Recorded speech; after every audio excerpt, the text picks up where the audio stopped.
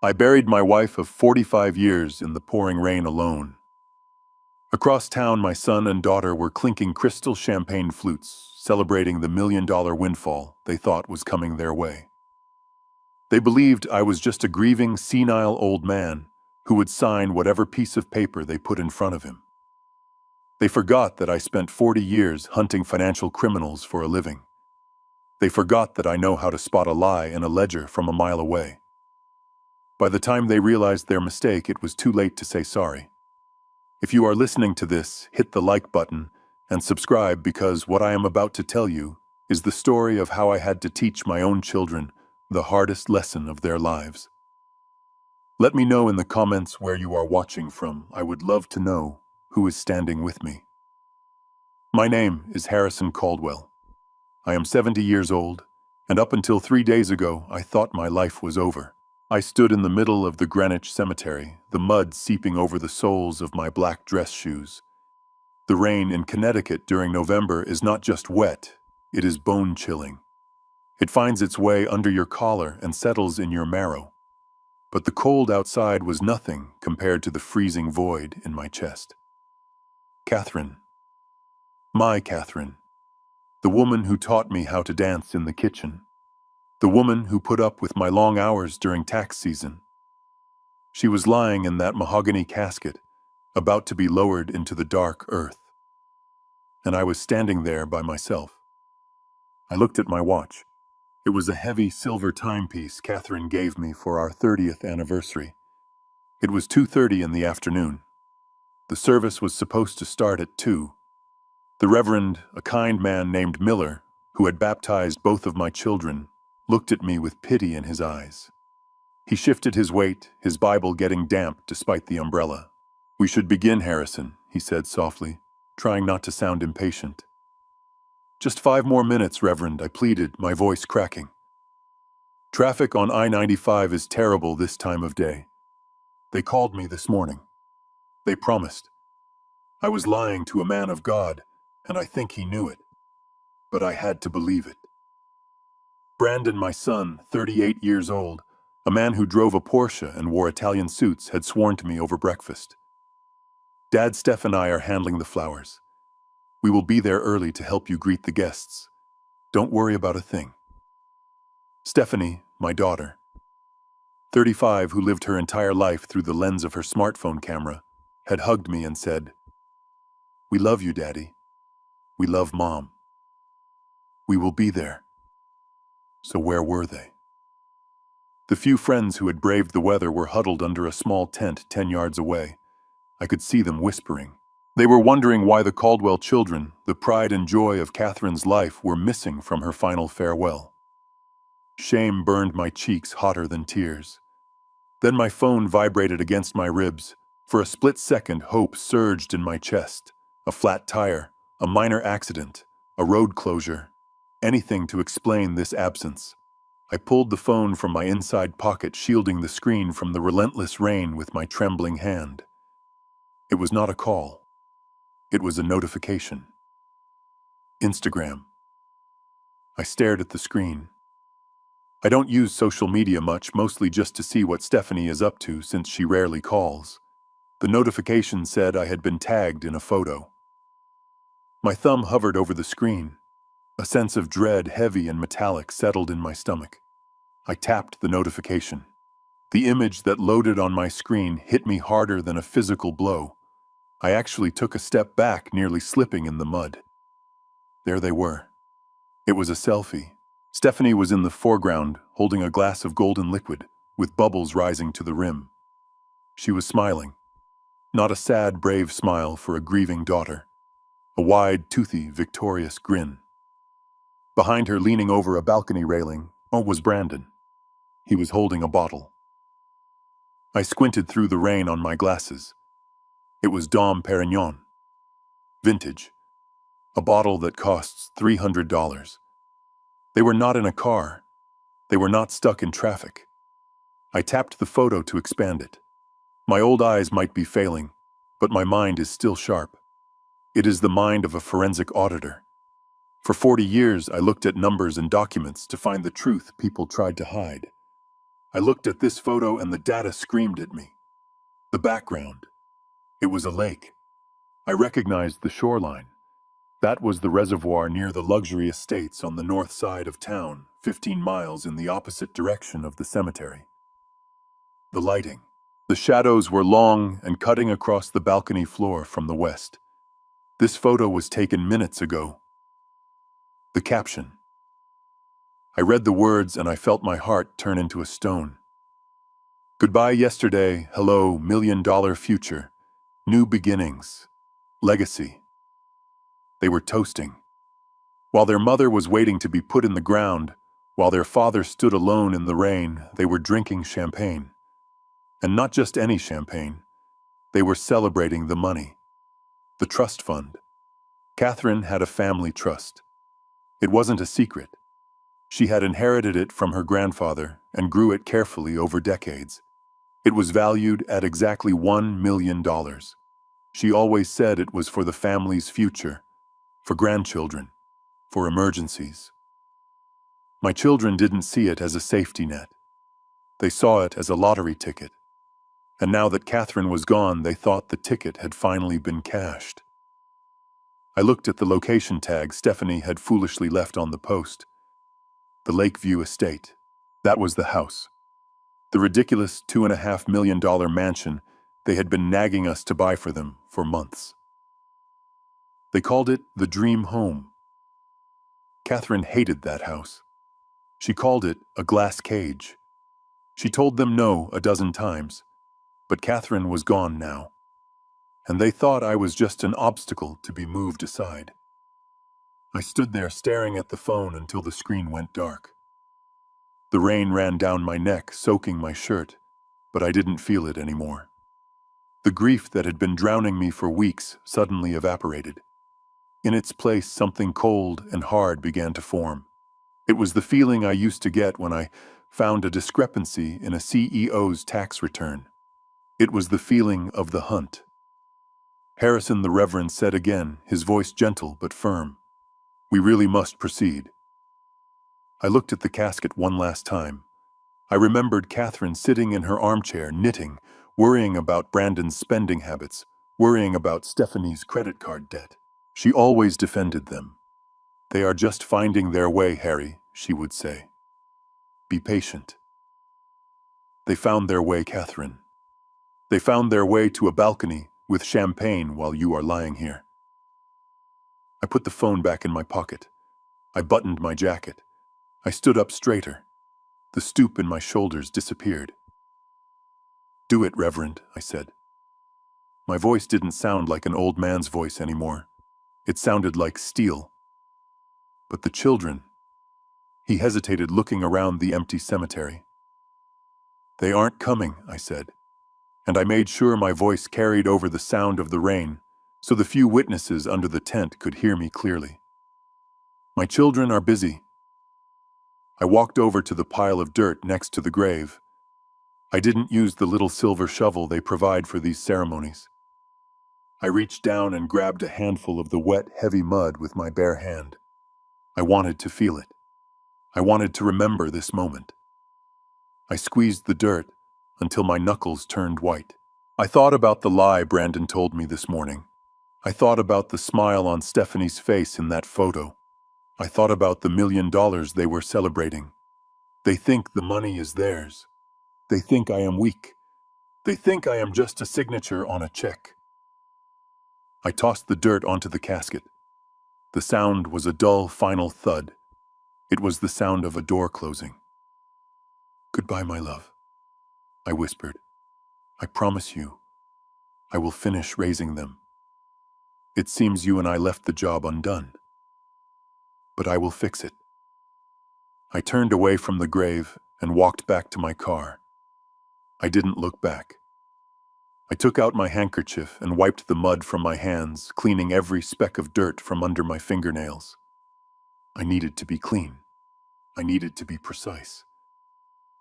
I sat in the driver's seat of my 10-year-old sedan and looked at the dashboard. My phone buzzed again. Another notification. Stephanie had deleted the photo. She probably realized how bad it looked. Or maybe Brandon told her to take it down before I saw it. Too late, sweetheart. The auditor has already seen the evidence. I started the engine. I wasn't going to awake. I wasn't going to cry in my pillow. I was going home. And I knew exactly what I would find there. They would be waiting for me not with hugs, but with demands. I pulled the car out of the cemetery gates. The windshield wipers slashed back and forth like a metronome counting down the time. They wanted $1 million. I was going to give them something else entirely. The drive from the cemetery to the house usually takes 15 minutes, but I drove slowly, letting the line of cars behind me build up without a care. I needed the time to compose my face. I needed to lock away the heartbroken husband and bring out the forensic auditor. I shifted gears, feeling the vibration of the old engine in my hands. This car had carried Catherine to chemotherapy sessions, to grocery runs, to the beach on that one weekend we finally took for ourselves. Now it was carrying me to a crime scene. I turned the corner onto Elm Street and felt a physical jolt in my stomach. The garage door was gaping wide open, exposing the clutter of tools and gardening supplies Catherine had organized just last fall. But that wasn't what made my grip tighten on the steering wheel. It was the car. A silver Porsche 911 was parked haphazardly across the front lawn. It wasn't in the driveway. It was right on the grass. The dormant winter-brown grass that Catherine had spent years tending to with her own hands. She used to weed that lawn manually, refusing to use harsh chemicals because she wanted the robins to be safe. Now deep, muddy tire tracks gouged through the soil, tearing up the turf like scars. I recognized the car. It wasn't owned, of course. Brandon leased his life. He leased his cars, he leased his condo. He probably leased his personality. He wanted the neighbors to see a Porsche in the driveway, even if he couldn't afford the gas to run it. I pulled my sedan into the driveway, blocking them in. I turned off the ignition and sat there for a moment, listening to the silence of the car, breathing in the scent of old leather and rain. Then I opened the door. The front door of the house was unlocked. In fact, it was wide open. A cold draft was sucking the warmth out of the hallway, carrying with it the damp smell of the storm. But as I stepped across the threshold, another smell hit me. It was the cloying, sweet scent of expensive perfume mixed with the sharp tang of scotch. I looked down at the floor. The hardwood, which I had polished just last week in anticipation of the wake that never happened, was streaked with mud. Heavy, careless footprints tracked from the door, weaving through the living room and heading straight toward the back of the house. They hadn't even wiped their feet. I didn't call out. I didn't announce my arrival. I followed the mud. The living room was a wreck. Cushions were thrown on the floor. The drawers of the sideboard where Catherine kept the good silverware and her collection of linen napkins were pulled out, their contents spilling over the edges. It looked like a police raid or a looting, but the noise was coming from down the hall. The sound of metal grinding against metal. A harsh, screeching noise that set my teeth on edge. I walked past the master bedroom. The door was ajar. I glanced inside and saw a flash of movement in the mirror. Stephanie was standing there. She was holding up one of Catherine's vintage pearl necklaces, draping it against her black cocktail dress. Beside her, Tiffany, my daughter-in-law, was rummaging through the jewelry box on the vanity. Slipping rings onto her fingers, holding her hand up to the light to catch the sparkle. They were shopping. They were picking through the bones before the body was even cold. I kept walking. The grinding noise grew louder. It was coming from my study.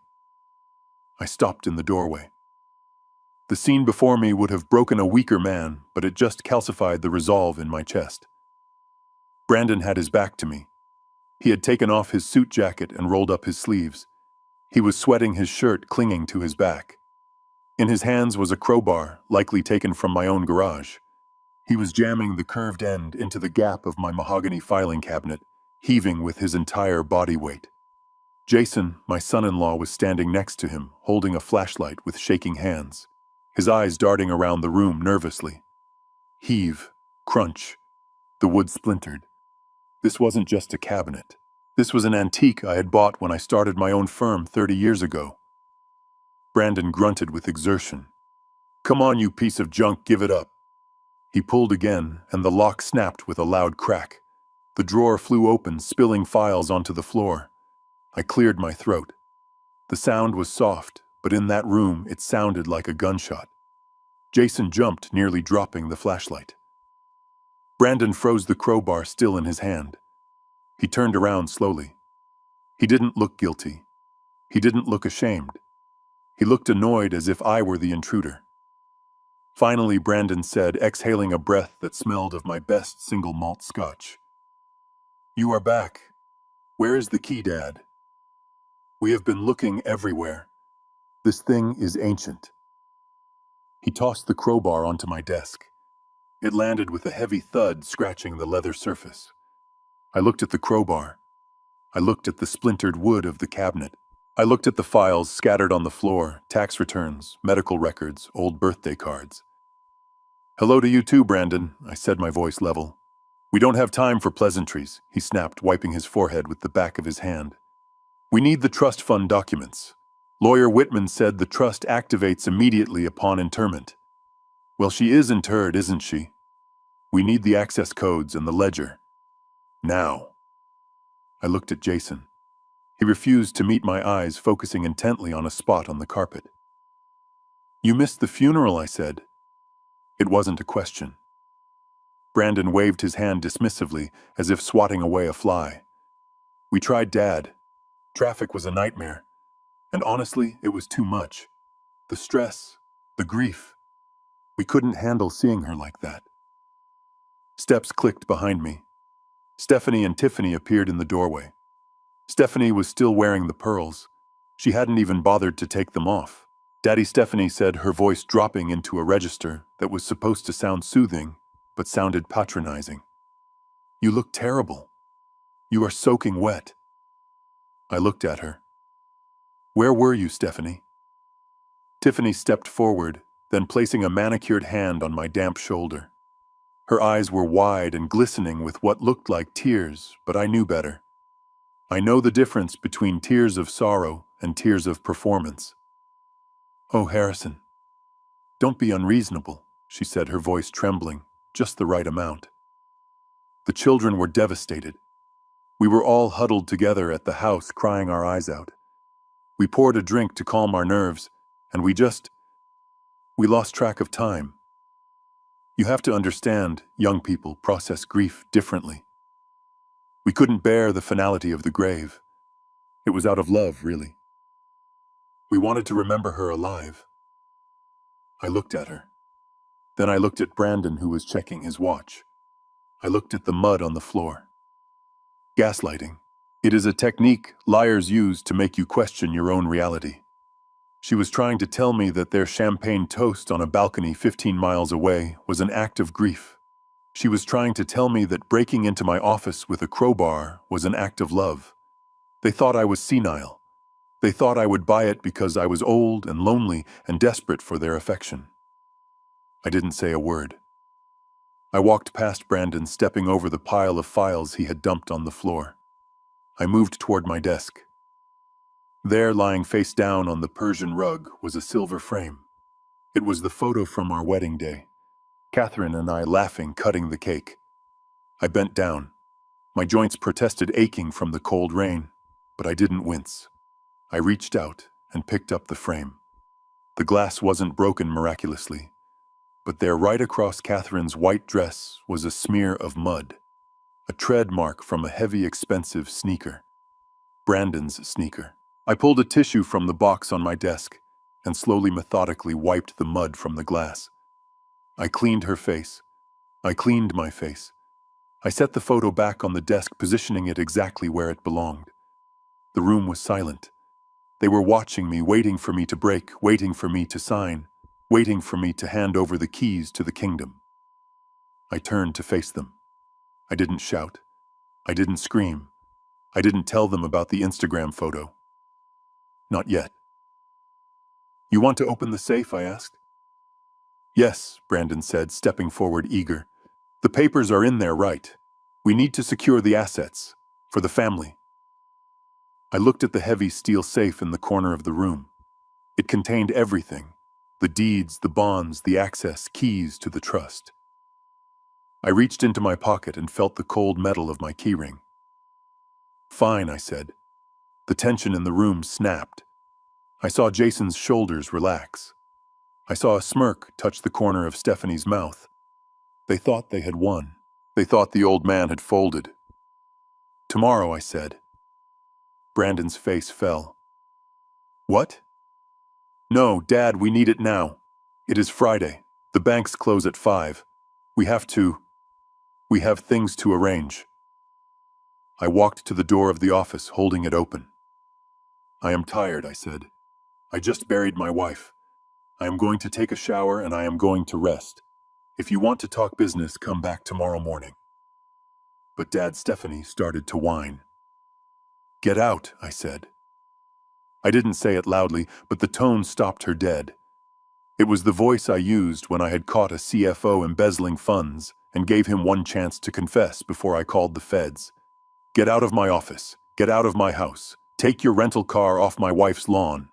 Come back at 9 a.m. tomorrow. Or don't come back at all."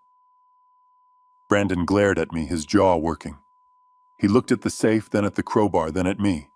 He weighed his options. He realized he couldn't physically force me, not without crossing a line he wasn't quite ready to cross yet. "Fine," he spat. "Tomorrow. But have the papers ready." "We aren't playing games, Dad." He stormed out, bumping my shoulder as he passed. Jason scurried after him like a frightened rat.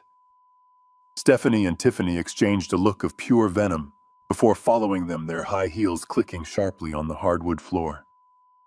I watched them go. I watched them pile into the silver Porsche. I watched them back out over the curb, tearing up more grass as they sped away. I closed the front door and locked it. I engaged the deadbolt. Then I slid the chain across. I was alone in the silent house. The smell of their perfume lingered, tainting the air. I wasn't going to sleep. I wasn't going to rest. I walked back into my office and picked up the phone. I dialed a number I hadn't called in years, but one I knew by heart. It was the private line of Arthur Whitman, our family attorney. I needed to know exactly what kind of trap Catherine had left for them, and then I needed to set a few traps of my own. I unlocked the deadbolt and opened the front door, not because I had forgiven them, but because 40 years of auditing had taught me that you cannot dismantle a fraudulent scheme until you see the paperwork. My children were standing on the porch, shivering slightly in the damp night air, clutching leather portfolios like shields. When I motioned them inside, they didn't apologize for the earlier break-in attempt or the scene in the office. They simply marched into the living room as if they were board members arriving for a hostile takeover. Their earlier aggression replaced by a slick, desperate professionalism that was almost more insulting. The atmosphere in the living room was suffocating. I sat in my armchair, the leather cold against my back, while they arranged themselves on the sofa opposite me. Brandon took the lead, placing a thick, glossy document on the coffee table with a heavy thud. It wasn't just a contract. It was a presentation. I looked at the cover. The words Lakeview Estate were printed in embossed gold foil. Below it was an architectural rendering of a sprawling mansion that looked more like a hotel than a home. It had turrets, a 4-car garage, and an infinity pool that spilled over toward a digital lake. It was excessive. It was gaudy.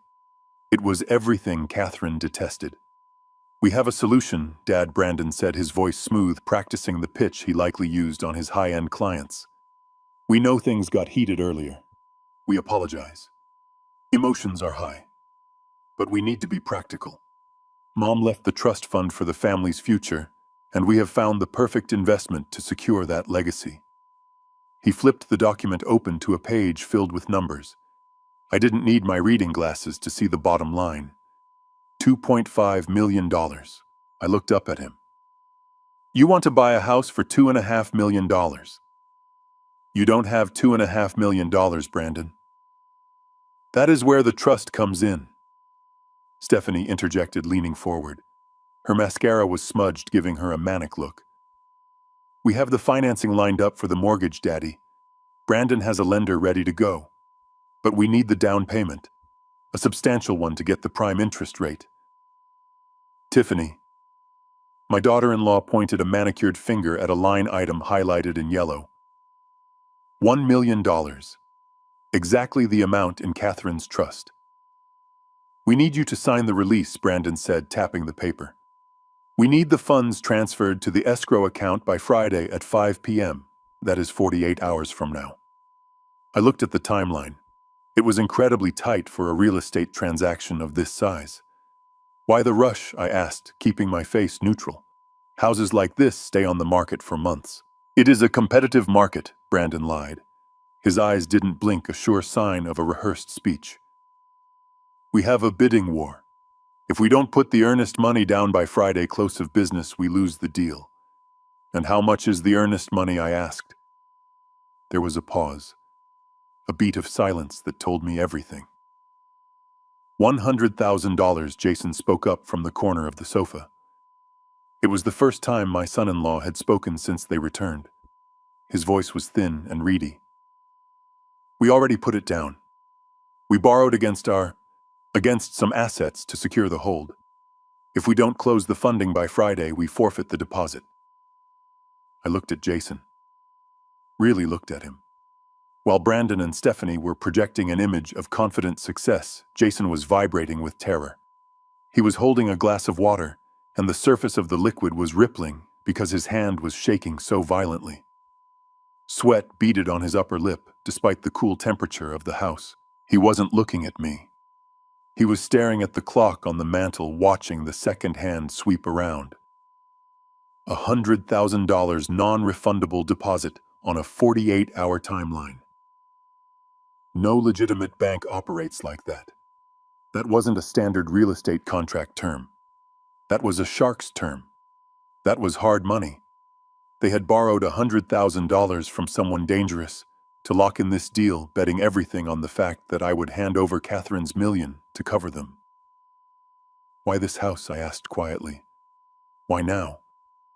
Your mother hasn't been in the ground for 6 hours. Stephanie let out a sob that sounded practiced. That is exactly why, Daddy. Mom always wanted us to be close. She hated that we lived in different parts of the city. She always talked about a family compound, a place where the grandchildren could run around and we could all be together under one roof. This house has a guest wing. It has space for everyone. It is her dream, Daddy. We are doing this for her. It is her dying wish. I felt a surge of bile rise in my throat. I remembered Catherine sitting at this very coffee table cutting coupons from the Sunday paper, even though we had plenty of money in the bank. I remembered her refusing to buy a new winter coat, because the old one still had good buttons. Catherine hated debt. She hated ostentation. The idea of her children living in a mortgaged monstrosity, drowning in payments they couldn't afford, would have broken her heart. She never said that I said. She did, Tiffany insisted, placing her hand over her heart. She told me last Christmas. She said, I wish I could buy a castle for my babies. They were rewriting history. They were using the silence of the dead to validate their greed. It was the lowest form of manipulation I had ever witnessed, and I had interviewed corporate fraudsters who stole from orphans. I looked back at the contract. My eyes scanned the fine print at the bottom of the page. The seller was listed as a limited liability company, an LLC with a vague name, Obsidian Holdings. I memorized it instantly. I looked at Jason again. He was tapping his foot on the floor, a rapid staccato rhythm. Tap, tap, tap. He looked like a man waiting for a bomb to go off. If this was just about buying a dream home, he would be excited. He would be showing me pictures of the pool or the kitchen. But he wasn't. He was terrified. This wasn't an investment. This was a rescue mission. They were in trouble. Deep trouble. And they viewed Catherine's life savings as their bail money. I knew that if I said no right now, if I kicked them out again, the situation would explode. Desperate people do dangerous things. If Jason owed money to the wrong people, and I shut the door on him tonight, they might come back with more than just a crowbar. I needed time. I needed to see the full picture. I needed to trace the LLC. I needed to talk to Whitman. I let out a long, heavy sigh. I slumped my shoulders, allowing the fatigue I truly felt to take over my posture. I took off my glasses and rubbed the bridge of my nose, mimicking the gesture of a defeated old man. "It is a lot of money," I mumbled, my voice wavering. "It is an investment," Brandon urged, sensing blood in the water. "Property values in that area are skyrocketing. The trust will double in value in 5 years. Mom would want us to be secure." I put my glasses back on and looked at them. I made sure my eyes looked watery and tired, not sharp and calculating. "I don't understand all these numbers," I said, pushing the contract away slightly. "It has been a long day. My head is spinning. I can't sign anything tonight. My hand is shaking too much." Brandon's face tightened. "Dad, we told you the deadline." I know, Friday," I interrupted, raising a weak hand. "That gives us tomorrow. I need to sleep.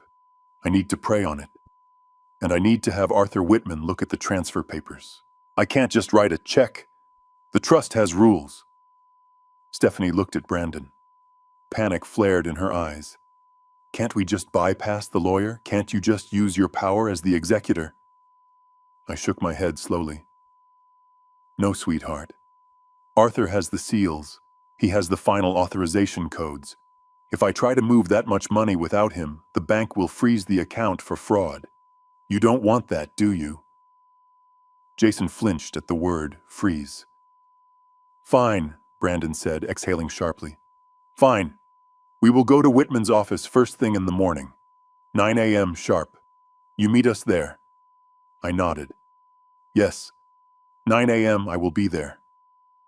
Brandon stood up, buttoning his jacket. He looked relieved, smug. He thought he had maneuvered me. He thought the delay was just an old man's hesitation, not a tactical retreat. "You are making the right choice, Dad," he said, patting my shoulder with a condescension that made my skin crawl. "Mom would be proud of you." They gathered their papers. Stephanie lingered for a second, looking at the pearl necklace she was still wearing, then at me, daring me to ask for it back. I didn't. I let her keep it. It was evidence now. "We will see you tomorrow," Harris and Tiffany said, offering a fake, tight smile. "Get some rest. You look awful." They filed out of the house, the energy in the room shifting from confrontation to premature celebration. I heard them in the driveway. "We got him," I heard Brandon whisper loudly. "He is folding." "Close one," Jason muttered. I waited until the taillights of the Porsche disappeared down the street. I waited until the silence of the empty house returned heavy and mournful. Then I stood up. I walked to the kitchen and poured the glass of water Jason had left untouched into the sink. I washed the glass. I dried it. They thought they had until Friday. They thought they were 48 hours away from $1 million. They were wrong. They were 12 hours away from the most thorough audit of their lives. I went back to my office, stepped over the broken wood of the cabinet, and sat down at my computer. I pulled a small encrypted USB drive from my safe, the real safe, the one hidden behind the baseboard that they hadn't found. It was time to go to work. I had an LLC to investigate, and I had a feeling that Obsidian Holdings was going to lead me straight to the truth they were trying to bury. I turned off the bedside lamp, plunging the master bedroom into a heavy, suffocating darkness. To anyone watching from the street, the Caldwell house was asleep, a mourning home finally resting after a day of sorrow. But I was not asleep. I was sitting on the edge of the mattress, my feet pressing against the cold, hardwood floor, listening. My heart was beating a slow, steady rhythm, the kind of controlled pulse I used to maintain during high-stakes audits when I knew a suspect was lying to my face. I waited for 10 minutes, then 20. The silence of the house was broken only by the settling of the foundation and the distant hum of the refrigerator. Then I heard it. The clink of glass against glass. A soft, wet sound of liquid being poured. It was coming from the living room. They hadn't left. Or at least the boys hadn't. I stood up. I didn't put on my slippers. I needed to be silent, and slippers shuffle. I walked barefoot, navigating the room by memory. I knew every creaky floorboard in this hallway. Catherine used to joke that I could float through the house like a ghost when I wanted a midnight snack without waking her. Now I needed to be a ghost for a different reason. I cracked the bedroom door open just an inch. A sliver of amber light sliced across the floor. They had turned on the reading lamp by the armchair, the one Catherine used for her knitting. I moved into the hallway, sticking close to the wall where the floor joists were strongest and least likely to groan under my weight. I stopped just before the archway leading to the living room. I couldn't see them, but I could smell them. The rich, peaty aroma of my 18-year-old single malt scotch drifted toward me. That bottle was a retirement gift. I had been saving it for a special occasion. Apparently, my wife's funeral was the occasion they chose. Jason's voice cut through the air, high-pitched and vibrating with panic. You saw his face, Brandon. He is hesitating. If he doesn't sign by Friday, I am dead. Literally dead. There was the sound of ice swirling in a glass. Brandon let out a low, dismissive chuckle.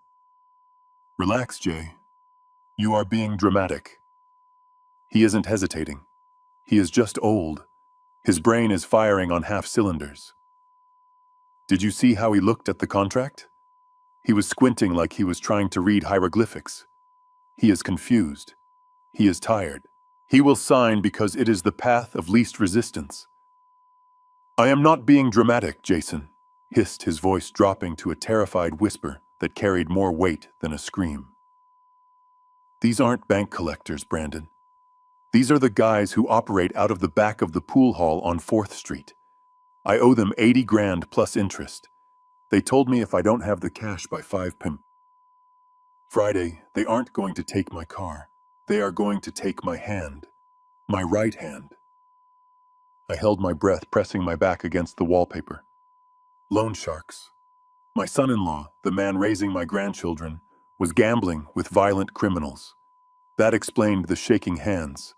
That explained the desperate timeline. He wasn't buying a house. He was buying his life. Drink your scotch, Brandon said, his voice smooth and cold. It is good stuff. The old man has good taste, I will give him that. Look, even if he reads the contract, he won't understand the shell company. I buried the ownership structure 3 layers deep. As far as he knows, Obsidian Holdings is just a developer. He doesn't know it is me. My blood ran cold. Brandon wasn't just helping Jason. He was the seller. He was selling a property he likely owned or controlled to the family trust at an inflated price. They were conspiring to wash the money right under my nose. But what if he talks to Whitman? Jason asked, the glass clinking against his teeth as he took a nervous sip. Whitman isn't senile. Whitman is a paper pusher, Brandon scoffed. And as for Dad, don't worry about his mental state. I made sure he wouldn't be asking too many sharp questions this week. What do you mean? Jason asked. Brandon laughed again, a cruel, ugly sound. You know his blood pressure medication, the little white pills he takes every morning like clockwork. Yeah. Well, let's just say he is getting a very healthy dose of vitamin D instead. I swapped them out on Tuesday when I came over to help Mom with the garage. He has been popping sugar pills and vitamins for 3 days. His pressure is probably through the roof. It makes him foggy, tired, dizzy. He can't focus on details. By tomorrow morning, he will be so out of it, he will sign the Declaration of Independence if I put it in front of him, just to go back to bed. The hallway seemed to tilt beneath my feet. I had to reach out and grip the doorframe to keep from falling. They weren't just thieves. They weren't just liars. They were killing me. High blood pressure runs in my family.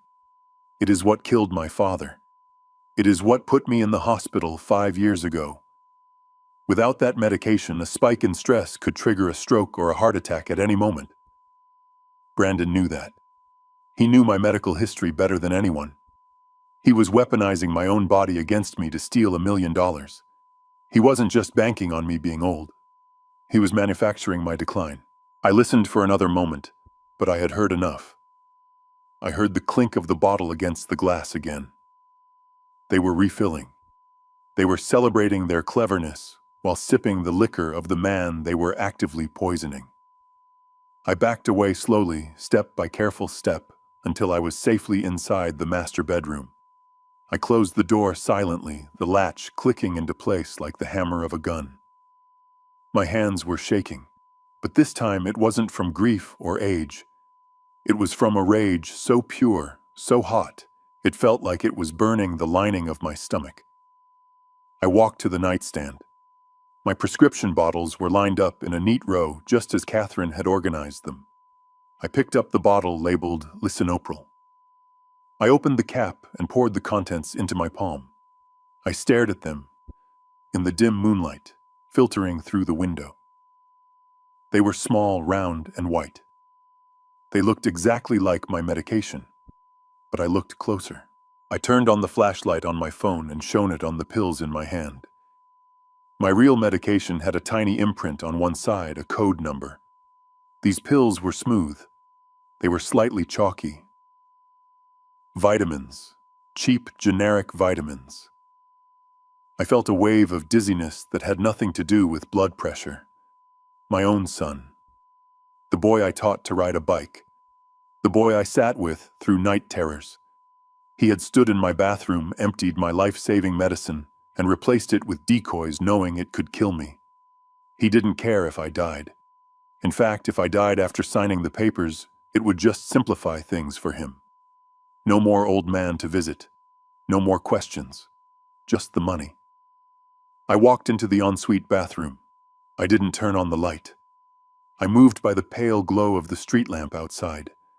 I stood over the toilet and opened my hand. The pills fell into the water with tiny, insignificant splashes. I flushed. I watched the water swirl, taking the evidence of his betrayal down the drain. I opened the medicine cabinet. Behind a box of old bandages hidden in the back where I kept travel supplies was an emergency stash of my real medication. I kept it there in case I ever ran out on a weekend. Brandon didn't know about the stash. He wasn't thorough. He was arrogant. I took a real pill and swallowed it dry. It tasted bitter like justice. Then I leaned over the sink and looked at myself in the mirror. The face staring back at me was old. The skin was wrinkled, the eyes were tired, the hair was thinning. It was the face of a grieving widower. It was the face of a victim. But as I watched, something changed in the eyes. The watery sadness evaporated. The confusion vanished. The pupils constricted, sharp and focused. They wanted a senile old man. They wanted a foggy, confused father who would sign away his legacy to save them from their own sins. I gripped the edge of the porcelain sink until my knuckles turned white. "I am not that man," I whispered to the reflection. "I am Harrison Caldwell. I brought down the Enron subsidiaries. I traced assets through 3 continents to catch a Ponzi schemer. I have stared down cartel accountants and corrupt senators. And I am going to destroy you." I splashed cold water on my face and dried it with a rough towel. I walked back into the bedroom and sat in the leather chair by the window, watching the rain streak against the glass.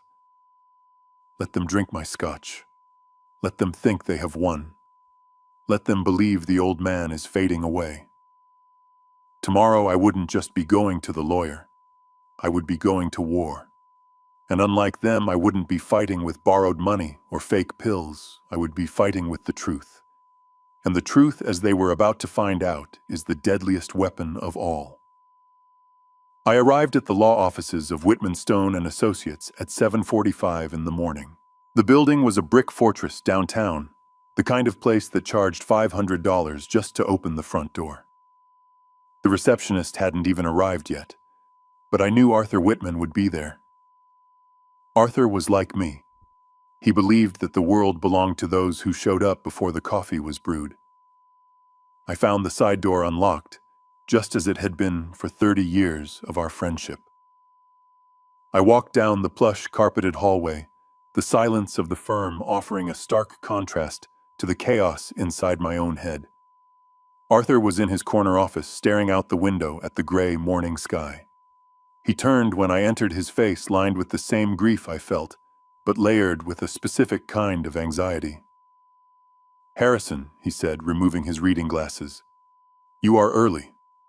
The appointment with the children isn't until 9. I didn't sit down. I walked straight to his desk, placing my hands flat on the polished wood. I needed to establish control immediately. I know about the pills, Arthur. He blinked, confused. What pills? My son swapped my blood pressure medication for vitamins. I said, my voice low and steady. He is trying to induce a medical event to force me to sign the release. They are desperate, Arthur. They owe money to people who break legs for a living. Arthur's face went pale. He sank into his leather chair, looking suddenly very old. Dear God, I knew they were entitled, Harrison, but I never thought... I cut him off. We don't have time for shock. I need to see the trust documents, not the summary you sent over last week. I need the master file, the original instrument Catherine signed 6 months ago. Arthur hesitated. He looked at the locked drawer on his right, then back at me. There was a flicker of something in his eyes. Reluctance, no, it was protection. There is something you don't know, he said softly. Something Catherine asked me not to tell you unless it was absolutely necessary. It is necessary, I said. Show me. Arthur unlocked the drawer. He pulled out a heavy-bound document with a blue cover. He didn't hand it to me immediately. He held it, his fingers tracing the gold lettering on the front. 6 months ago, Catherine came here alone, he began. She didn't drive herself. She took a taxi because she didn't want you to know. She brought a stack of papers with her. Bank statements, credit card bills she had intercepted from Brandon's mailbox. I felt a chill run down my spine. Catherine never snooped. She trusted blindly. Or so I thought. She knew, Arthur continued. She knew Brandon was running a Ponzi scheme. She saw the transfers from his client accounts into his personal offshore holdings. She didn't understand the technicalities, Harrison, but she knew math. She knew the numbers didn't add up. She knew he was stealing to fund that lifestyle of his. I stared at the blue folder. My wife, the woman who knit sweaters and baked cookies, had conducted her own investigation. She had protected me from the truth because she knew it would break my heart. And Stephanie, I asked. She knew about the debt, Arthur nodded. She knew Stephanie had maxed out 7 credit cards and taken out a second mortgage on her condo to pay for that influencer lifestyle. Catherine was terrified, Harrison. Not for herself, for you. She was terrified that when she died, they would bleed you dry. She said you were too soft with them, that you would give them anything they asked for out of grief. I closed my eyes. She was right. Until yesterday, she was absolutely right. So she changed the terms, Arthur said, sliding the folder across the desk. Open it to page 42, subsection C. I opened the document. The paper was thick, creamy, expensive. I turned the pages until I found it. The clause was bolded. The Supreme Guardian Clause. I read the legal jargon, my auditor's brain translating it instantly into plain English. It was a masterpiece of estate planning. It stated that while the children were the named beneficiaries, the surviving spouse, me, was appointed as the supreme guardian of the assets. It gave me absolute unilateral veto power. It meant that the money didn't transfer automatically. It meant I had to affirmatively certify that the beneficiaries were of sound moral and financial standing. If I determined they were not, if I found evidence of fiscal irresponsibility or criminal activity, I had the legal right to dissolve their claim entirely. But it went further. The clause gave me the power to redirect the entirety of the corpus, the full $1 million, to a designated charitable remainder trust. I looked up at Arthur. Does Brandon know about this? No, Arthur said. Catherine insisted we keep this sealed.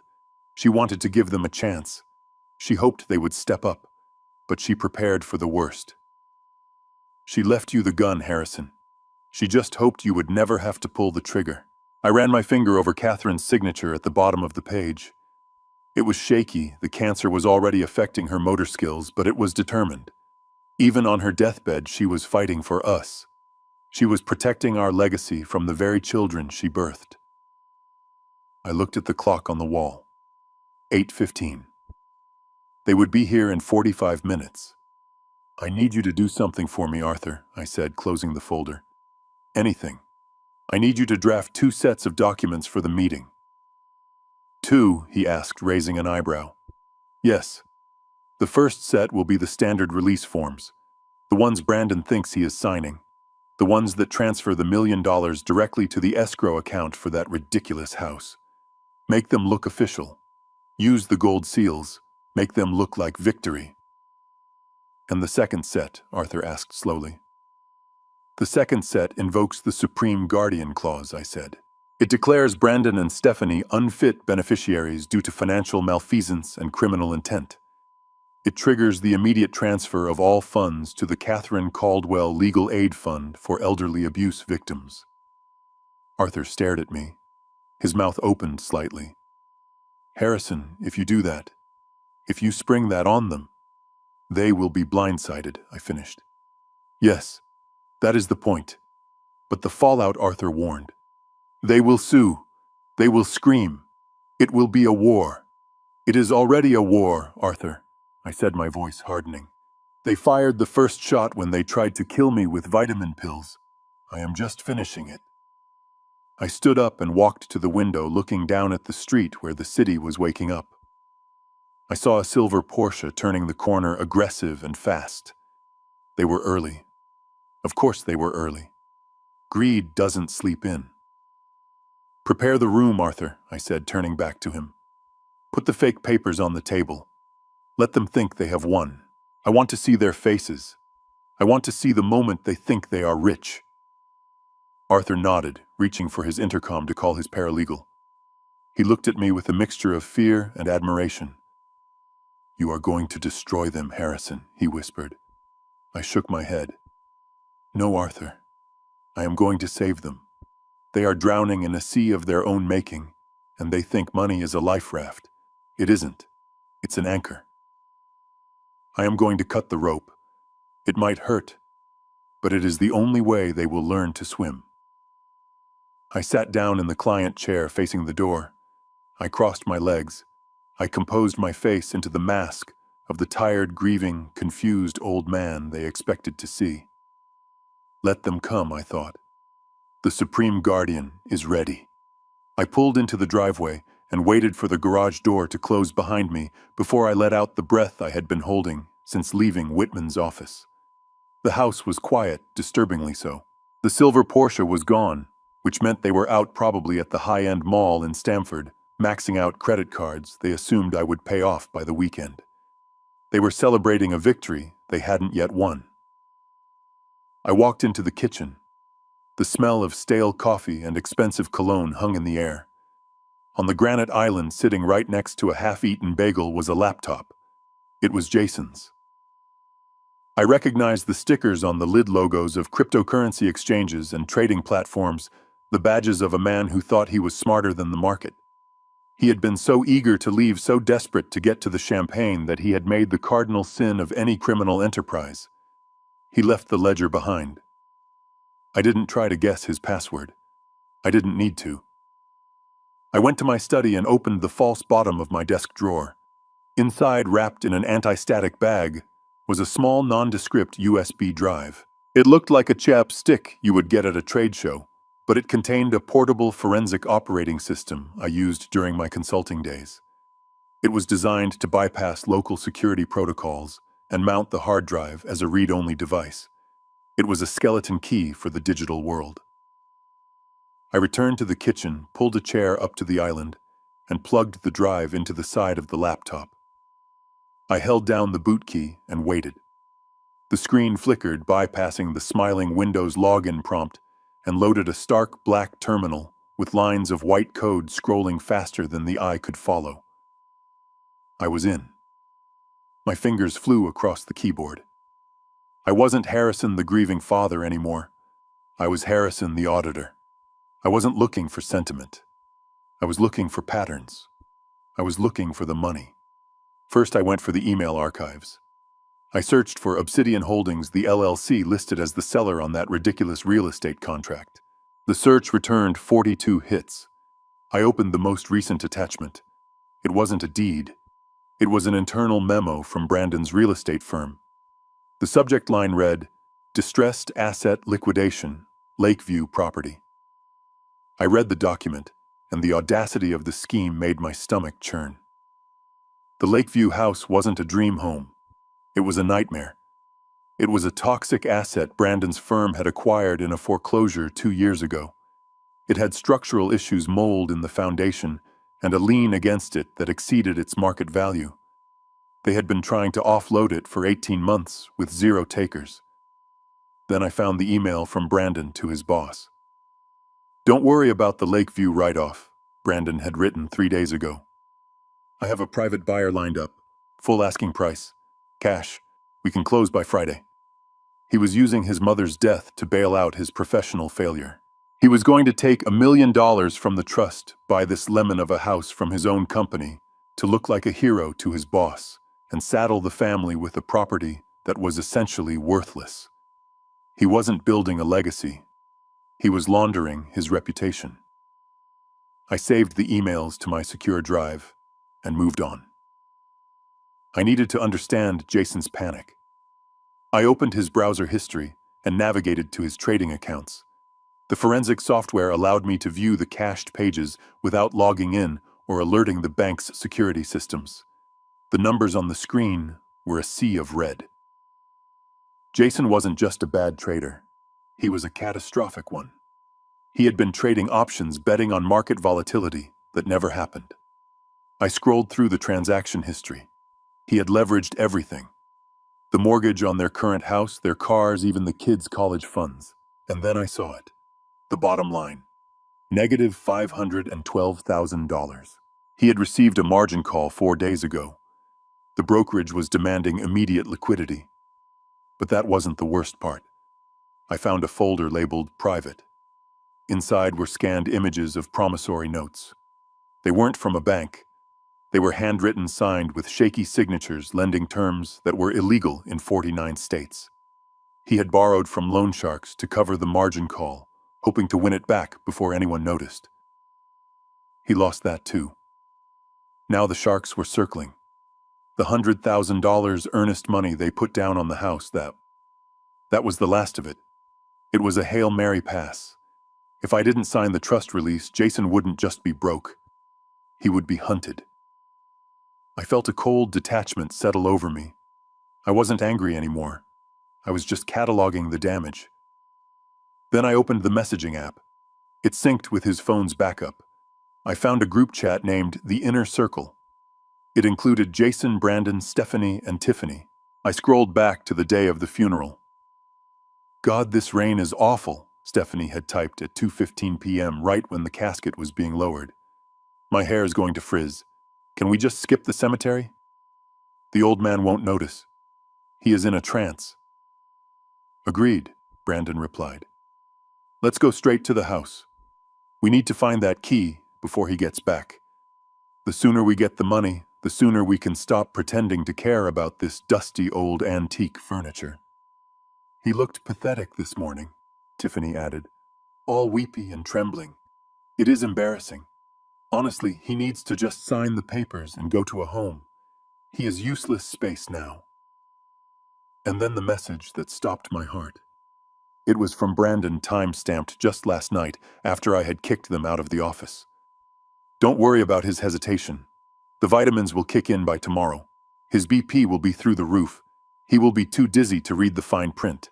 Honestly, if the old man stroked out and died this weekend, it would be a blessing. It would save us the hassle of pretending to be filial for another 10 years. Quick probate cash out done." I stared at the words. Ideally, he dies. My son, my firstborn, the boy I held when he had a fever of 104, wishing I could take the pain for him. He was calculating the convenience of my death. I didn't cry. I didn't shake. I reached into my pocket, pulled out the USB drive, and initiated the full extraction. I copied everything. The emails, the bank statements, the loan shark notes, the text messages. Every byte of their betrayal was now mine. The progress bar crawled across the screen. 80%, 90%. Then I heard the rumble of an engine outside. The Porsche. They were back. I looked at the screen. 98%. The car door slammed. I heard Stephanie's high-pitched laugh, manic and loud. They were drunk. They were celebrating the money they thought they had already won. 99%. I heard the key turn in the front lock. Complete. I yanked the USB drive out of the port. The screen flickered back to the login prompt. I wiped the keyboard with my handkerchief to remove any prints or oil from my fingers.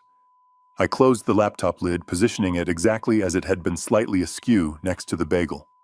I stood up, my knees popping. I slipped the USB drive into my sock, tucking it deep against my ankle. The front door opened. "Dad." "We brought takeout," Brandon shouted, his voice booming with false cheer. I didn't have time to get to my bedroom. I shuffled quickly to the living room sofa and collapsed onto it. I let my mouth hang open slightly. I allowed my glasses to slide down my nose. I closed my eyes and slowed my breathing, mimicking the shallow, rattling breath of an exhausted old man. "Check the kitchen," Brandon said. I left my computer. "I hope he didn't touch it," Jason said, his voice laced with panic. "Relax," Brandon scoffed. "He probably doesn't even know how to turn it on. He still uses a flip phone, for Christ's sake." Footsteps approached the living room. I felt a shadow fall over me.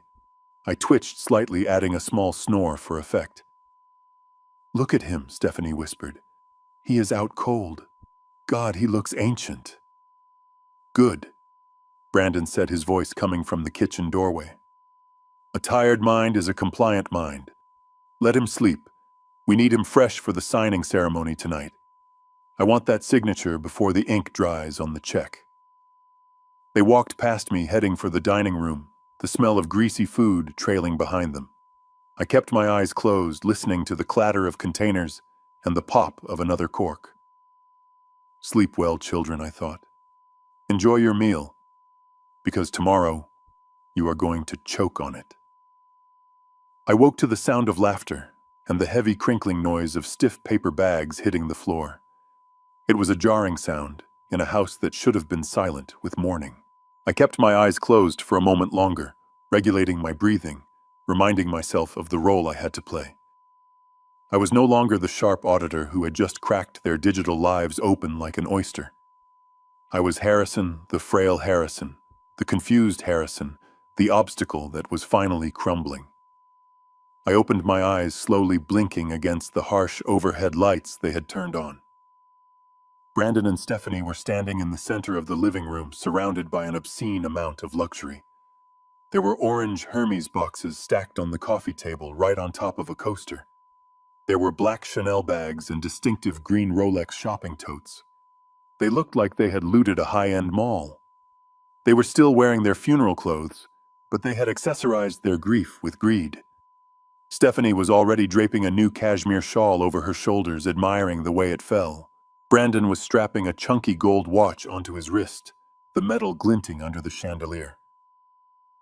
"Well, look who is awake," Brandon said, his voice loud and booming. He didn't look tired anymore. The adrenaline of spending money he didn't have was coursing through his veins. "How was your nap, Dad? You were out cold." I sat up slowly, letting out a groan that wasn't entirely fake. My back actually did hurt from the sofa, but I amplified the stiffness. I rubbed my eyes with the heel of my hand, making sure my movements were uncoordinated and sluggish. I must have drifted off," I stammered, letting my voice crack. "What time is it?" "It is late," Dad Tiffany said, stepping out from the kitchen with a glass of wine in her hand. "But we didn't want to wake you. You looked so peaceful. And honestly, you needed the rest. You have been so confused lately." I looked at the shopping bags. "You went shopping?" I asked, squinting as if I couldn't quite bring them into focus. Retail therapy, Stephanie said breezily, kicking a Gucci bag behind the sofa as if I wouldn't see it. We needed to cheer ourselves up. It has been such a hard week. I looked at Jason. He wasn't shopping. He was standing near the window chewing on his thumbnail. He looked pale. He knew that if I didn't sign those Rolexes and handbags would be the least of their problems. He caught my eye and quickly looked away, terrified that I might ask him where he got the money. I didn't. I let the silence stretch, making them uncomfortable. I reached for the glass of water on the side table. I made my hand tremble. Not a lot, just enough to make the water slosh dangerously close to the rim. I brought it to my lips with two hands, sipping noisily. I read the papers, I said softly. The room went dead silent. Brandon stopped admiring his watch. Stephanie froze with the shawl halfway around her neck. They all turned to look at me, predators, sensing weakness, and Brandon asked, his voice tight. I set the glass down deliberately, missing the coaster so it clinked against the wood. It is a very complicated contract. I said, my words slightly slurred. Lots of big words. Obsidian holdings. Easements. Liens. My head hurts just thinking about it. Brandon took a step forward, his face hardening. Dad, we went over this. It is standard boilerplate. You don't need to understand every clause. You just need to trust us. We are doing this for the family. For Mom. I looked down at my hands, which were resting on my knees. I let them shake a little more violently this time. I know, I said, sounding defeated. I know. I miss her so much. And I don't want to fight anymore. I am too old for this. I just want everyone to be happy. Stephanie let out a breath she had been holding. Does that mean you will do it, Daddy? I looked up at them, widening my eyes to look earnest and pathetic. Yes, I said. I will sign. The relief in the room was physical. It hit me like a wave of heat. Tiffany squealed and clapped her hands. Brandon pumped his fist in the air. Even Jason sagged against the wall, looking like a man who had just been pulled off the gallows. That is great, Dad, Brandon said, rushing over to help me stand, playing the dutiful son now that he had what he wanted. That is the right decision. You won't regret it. We can do it right now. I have the pen. He reached into his pocket, but I raised my hand to stop him. No, I said. Not now. Not like this. Brandon froze. What do you mean? I looked around the messy living room at the takeout containers and the shopping bags. Your mother, she loved celebrations, I said, my voice gathering a little strength, fueled by a fake sense of pride. This is a big moment. $1 million. A new home. A legacy. I don't want to sign it on a coffee table covered in Chinese food. I stood up, leaning heavily on the armrest. I want a party, I declared. A party? Stephanie asked, confused. Yes, a signing ceremony. Tomorrow night. Friday night. Here. In this house. Brandon looked at his watch, calculating. Dad, the deadline is 5 p.m. The bank closes. I waved my hand dismissively.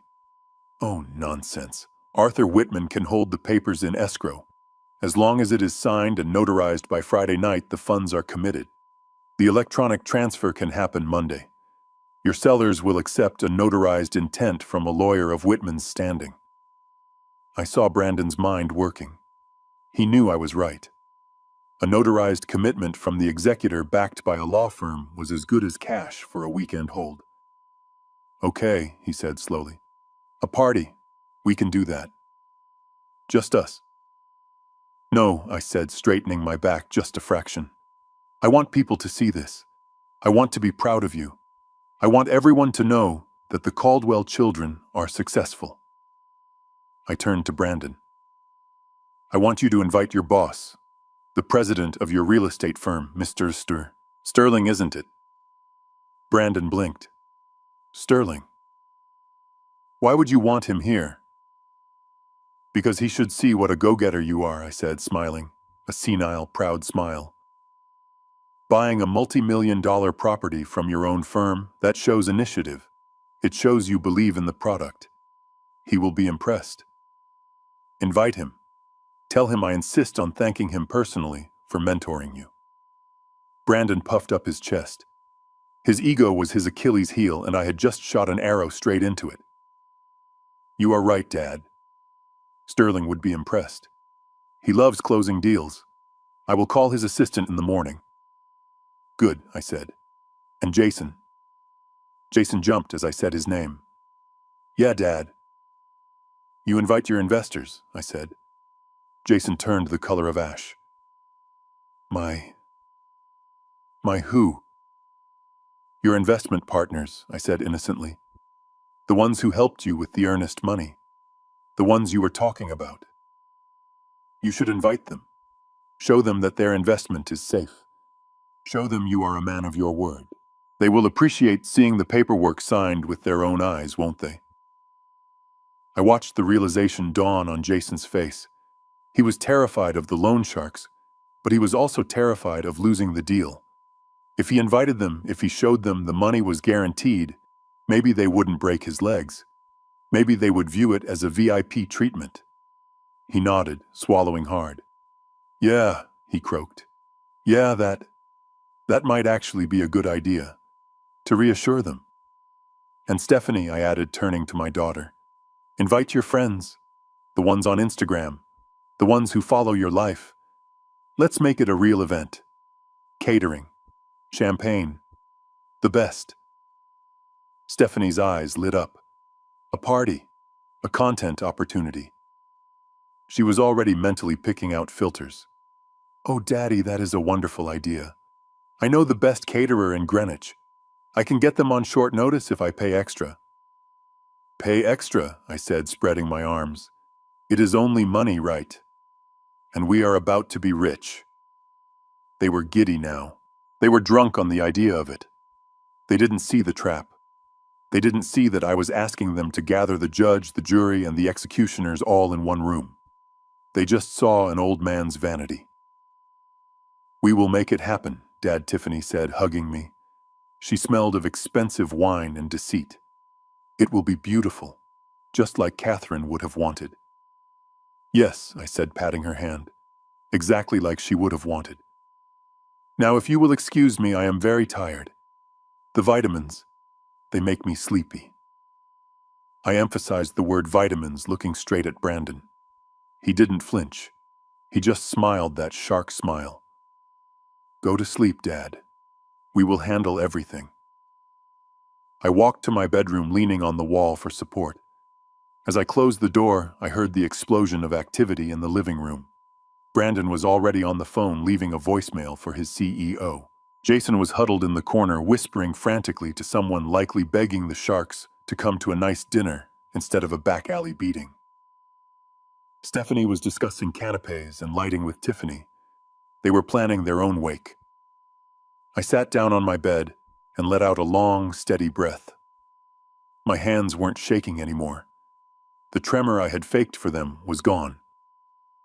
I pulled the encrypted USB drive out of my pocket and tucked it under my pillow. Tomorrow night the house would be full. The champagne would flow. The music would play. And in front of his boss, in front of his creditors, in front of their social circle, I was going to pull the rug out from under them so hard they would feel the impact for the rest of their lives. I lay down, closing my eyes. I wasn't going to need vitamins to sleep tonight. The anticipation was the only sedative I needed. Sleep well, my children, I thought. Tomorrow the Supreme Guardian takes the stage. Friday afternoon arrived with a sky the color of a bruised plum hanging low and heavy over the neighborhood. Inside my house, however, the atmosphere was aggressively, blindingly bright. The transformation had begun at noon, and by 4 o'clock, the home I had shared with Catherine for 40 years had been turned into a stage set for a Vanity Fair. I stayed in my bedroom, the door locked, but the noise of the occupation seeped through the wood. I heard the sharp, efficient commands of the catering manager directing his staff.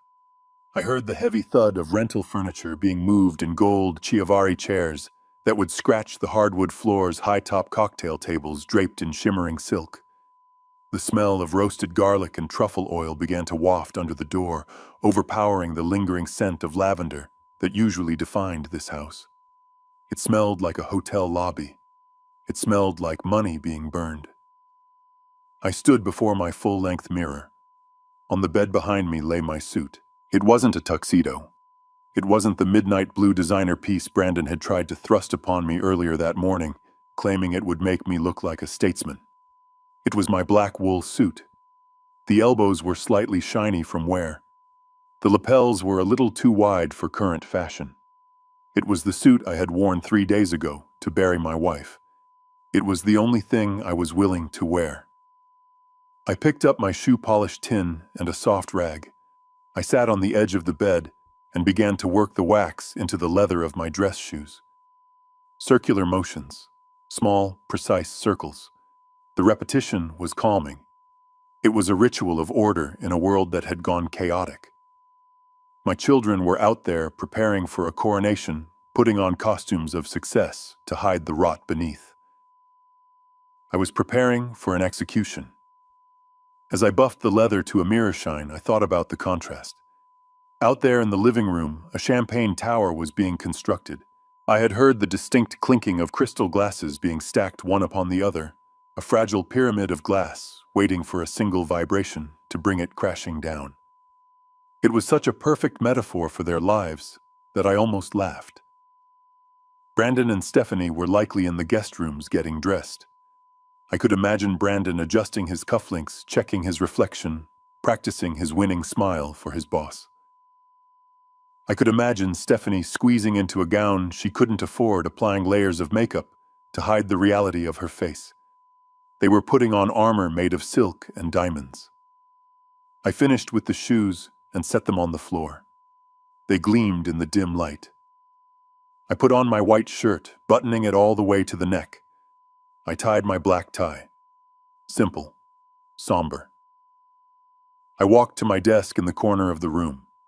My laptop was open, the screen glowing softly. I had 2 email drafts open. The first was addressed to Special Agent Thomas Miller at the Federal Bureau of Investigation. Tom and I had worked together on a bank fraud case in the 90s. He was nearing retirement now, a man who had seen everything and was surprised by nothing. The subject line read, "Priority evidence of securities fraud and money laundering, Obsidian Holdings." I attached the folder containing the forensic image of Jason's hard drive, the emails from Brandon's work account, and the schematics of the shell company structure. I added a brief note. "Tom, this is Harrison. The apple has fallen very far from the tree, and it is rotten. The documentation is complete. You will find the trail leads directly to the escrow account opening tonight. Do what you have to do." I clicked send. The progress bar zipped across the screen. Sent. The second email was to Sarah Jenkins, a senior investigative reporter for the Financial Times. She had a reputation for destroying white-collar criminals who thought they were untouchable. The subject line was, "Tip real estate Ponzi scheme involving licensed broker." I attached the same files but highlighted the internal memos where Brandon bragged about offloading toxic assets to family trusts. I clicked send. The digital birds had flown. The cage door was closed. There was no taking it back now. I felt a strange lightness in my chest, a release of pressure. It wasn't malice. It was the satisfaction of balancing a ledger that had been in the red for far too long. A sharp, impatient knock on my bedroom door shattered the silence. "Dad, are you dressed yet?" It was Stephanie. Her voice was muffled by the wood, but the shrill edge of anxiety was clear. "I am getting ready," I replied, my voice calm. "Open the door." "Dad," she insisted, rattling the knob.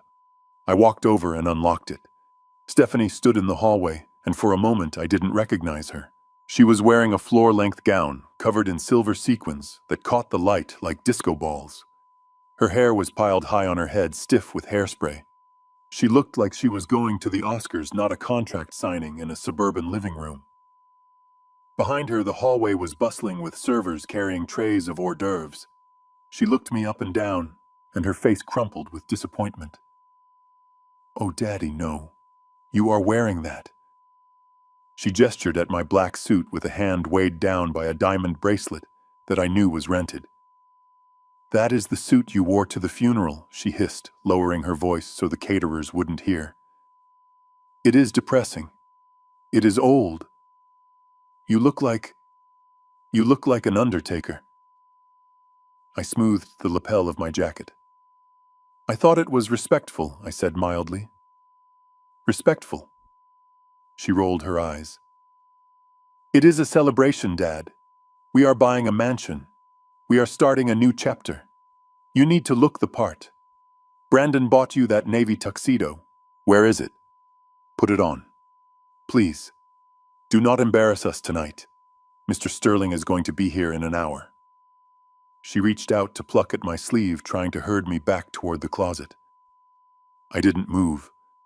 I stood my ground, my feet planted in my freshly polished shoes. "I am not changing, Stephanie." But why she whined, her composure slipping. "Why do you have to be so difficult?" I looked her in the eye. Underneath the heavy makeup, I could see the little girl who used to cry when she didn't get the pony she wanted. She hadn't changed. She had just gotten more expensive toys. "I will wear the thing that is most appropriate for the event tonight," I said. She didn't understand. She thought I was being stubborn. She didn't realize that I was dressed for a funeral because I was about to bury their futures. "Fine," she snapped, turning away in a huff of sequins and perfume. "Just stay in here until we call you. Don't come out and wander around looking like a ghost. Wait for the cue. Brandon wants to introduce you properly." She stomped down the hall, shouting at a waiter who was moving too slowly. I closed the door again, but I didn't lock it this time. The time for hiding was over. I walked back to my nightstand. There, in a simple wooden frame, was the last photo I had taken of Catherine. It was in the garden just a few months ago. She was wearing her gardening gloves and a sun hat, smiling at the camera with dirt on her cheek. She looked happy. She looked real. I picked up the frame. "I am sorry it has to be this way, Kat," I whispered. "I tried to teach them. We both did. But some lessons can only be learned when you hit the bottom." I kissed my fingertips and pressed them against the glass. Then I reached into my pocket and pulled out the USB drive. It was small, silver, innocuous. It contained the ruin of my family. I opened my jacket. On the left side, right over my heart, was the interior breast pocket. I slipped the drive inside. It sat there, a cold, hard weight against my ribs. I checked my watch. 6:30. The guests would be arriving soon. Mr. Sterling, the investors, the sharks in expensive suits. They were all coming to see a show. I adjusted my tie one last time. I looked at the old man in the mirror. He didn't look frail anymore. He looked ready.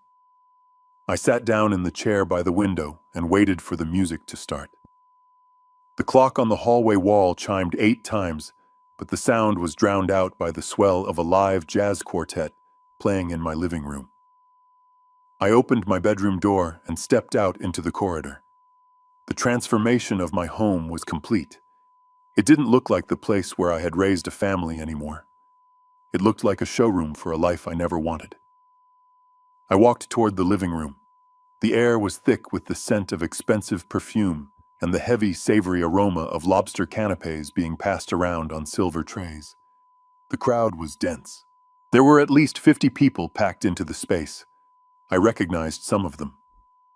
There was Mr. Sterling Brandon's CEO, a man with a tan that looked painted on and teeth that were too white. He was holding court near the fireplace, laughing loudly at something Brandon was saying. Then there were the others. The men standing near the patio doors. They wore suits that cost more than my car, but the fabric couldn't hide the bulk of muscle underneath. They didn't hold their champagne glasses by the stem. They gripped them by the bowl like weapons. These were Jason's investors, the loan sharks. They weren't here to celebrate. They were here to collect. I navigated through the sea of silk and wool. I felt like a ghost haunting my own house. People glanced at me and looked away immediately, their eyes sliding over my black funeral suit, as if it were a stain on the decor. No one offered me a drink. No one offered me a seat. A waiter brushed past me with a tray of crab cakes maneuvering around me, as if I were a piece of furniture that had been placed inconveniently in the walkway. I saw Stephanie across the room. She was holding her phone high, live streaming the event to her followers. "Look at this turnout," she was saying to the screen, pouting her lips. "We are so blessed. New beginnings. Caldwell Manor." She saw me approach, and her smile faltered for a fraction of a second before she turned her back, pretending to be engrossed in conversation with a woman I didn't know. She didn't want her followers to see the Grim Reaper standing behind her. Brandon spotted me. He excused himself from Mr. Sterling and strode over, his face flushed with alcohol and triumph. He didn't ask how I was. He didn't ask if I needed anything. He grabbed my elbow with a grip that was tight enough to bruise. "There he is," Brandon announced, his voice booming over the chatter. He steered me towards the center of the room like a prize steer at a county fair. "Everyone, I want you to meet the man of the hour. My father, Harrison Caldwell." The conversation lulled.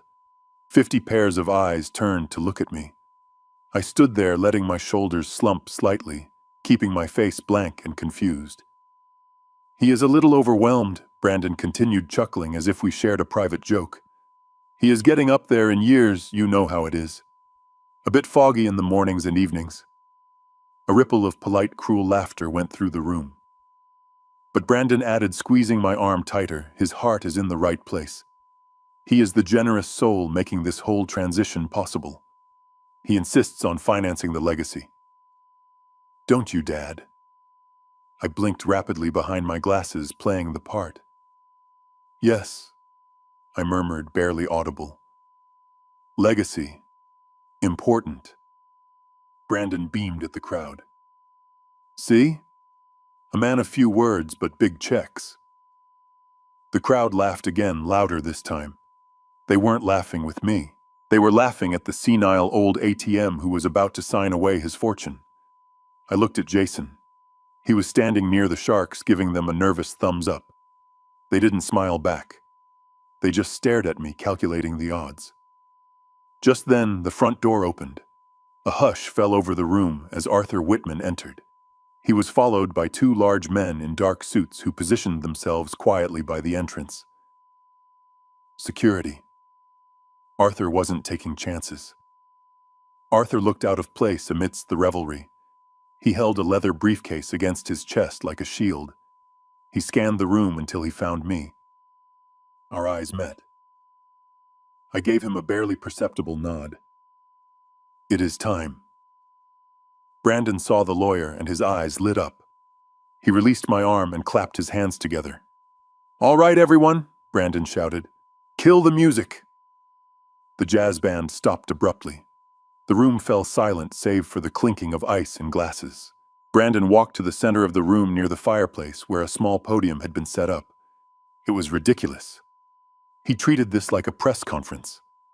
"Thank you all for coming on such short notice," Brandon began, his voice smooth and practiced. "This has been a difficult week for the Caldwell family. We lost our matriarch, Catherine, but we know she is looking down on us tonight, smiling. Because tonight, we aren't just mourning. We are building. We are securing the future she wanted for us." He gestured to me.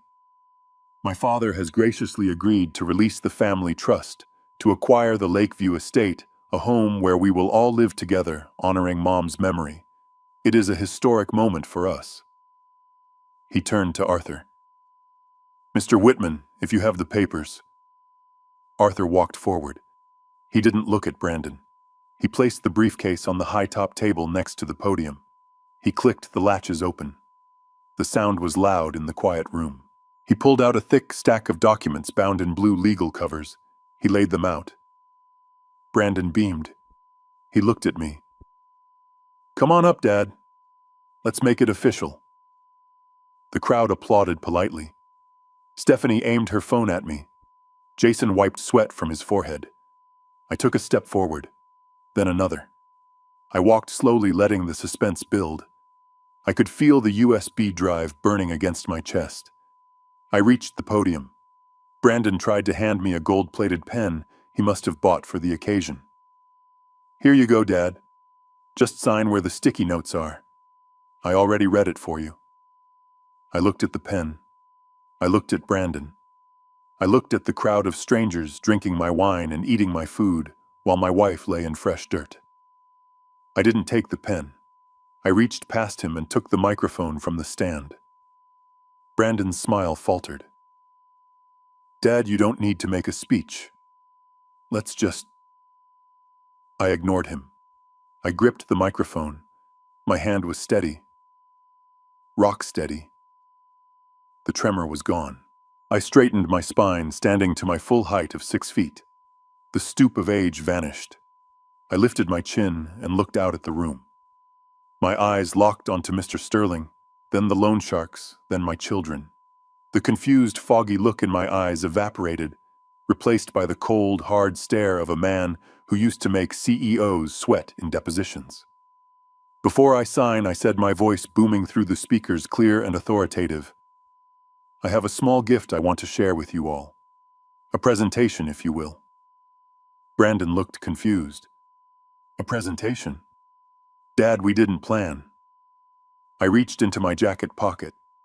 I pulled out the remote control for the oversized television mounted above the fireplace, the one they had been using to display a slideshow of the new house. I pointed the remote at the screen. "I think you will find this very illuminating," I said. I pressed the button. The picture of the mansion disappeared. The screen went black for a second, and then the first slide appeared. The giant screen above the fireplace flickered once, casting a harsh blue light over the darkened room. The jazz quartet had packed up their instruments, and the silence that filled the space was heavy with anticipation.